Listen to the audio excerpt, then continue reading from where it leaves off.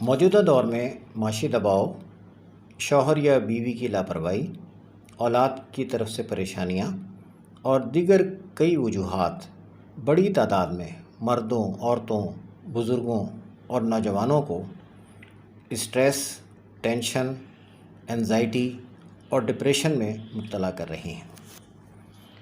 ان عارضوں سے نجات کے لیے ایک مفید وظیفہ یہ ہے: صبح اور شام 21 مرتبہ سورہ آل عمران کی آیت اللہ لا الہ الا هو الحی القیوم اول آخر 7 مرتبہ درود شریف کے ساتھ پڑھ کر ایک پیالی پانی پر یا 1 ٹیبل اسپون شہد پر دم کر کے پئیں۔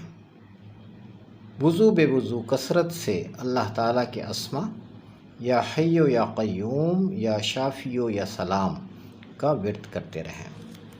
رات سونے سے پہلے 41 مرتبہ درود خضری صلی اللہ تعالیٰ علی حبیبہ محمد و آلہ وسلم پڑھ کر اپنے اوپر دم کر لیں۔